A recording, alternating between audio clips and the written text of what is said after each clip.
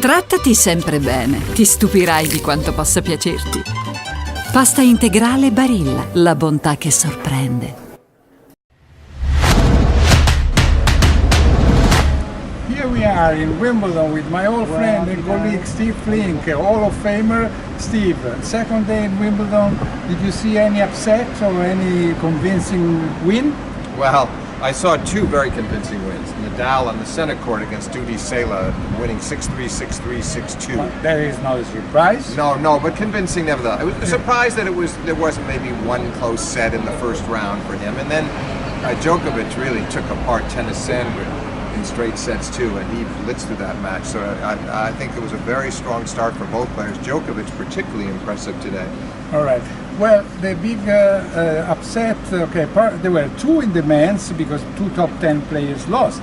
I mean, Dominic Thiem actually lost to the first two sets to Marcos Baghdatis, and then he retired. I don't know what was the problem.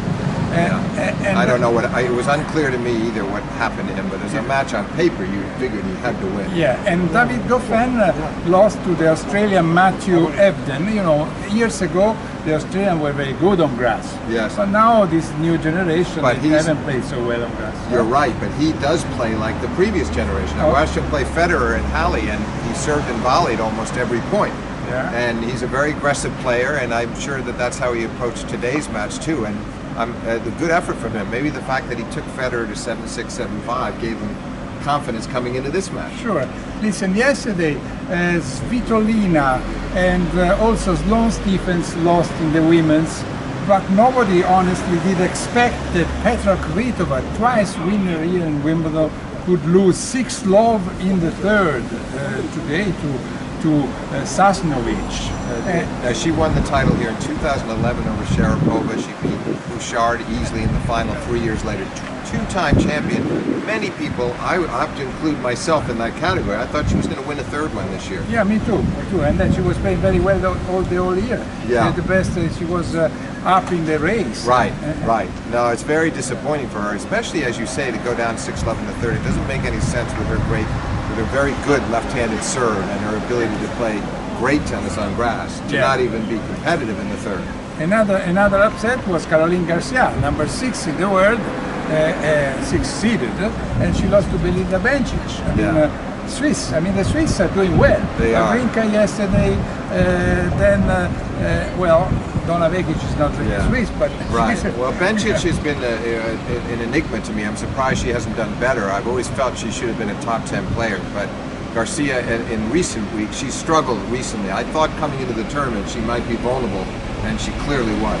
Well, last question is on all these events, team events that they are growing and appearing in the world. I mean, ATP World Cup in January in Australia. I mean, what do you think? There is the Laver Cup, the Davis Cup. Well, I think there's a very easy solution to all of them. The ITF, which of course runs Davis Cup, the ATP, which is proposing bringing back World Team Cup, and Laver Cup run really primarily by, I guess, Roger Federer's manager, Tony Gatz. They're going to sit down with you and me. Yeah. And we're going to try to bring some clarity to this because it's too many team events. And I seriously. Would they listen?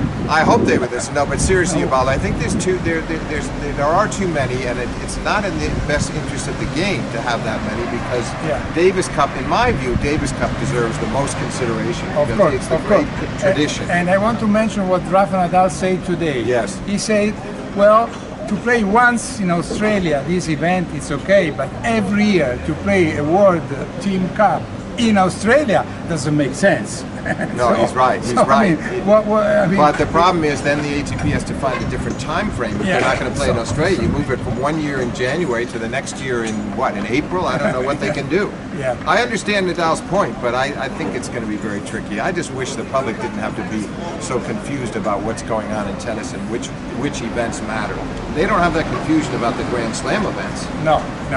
And and also Steve Flink is never confused. Bye-bye. See you tomorrow from Wimbledon.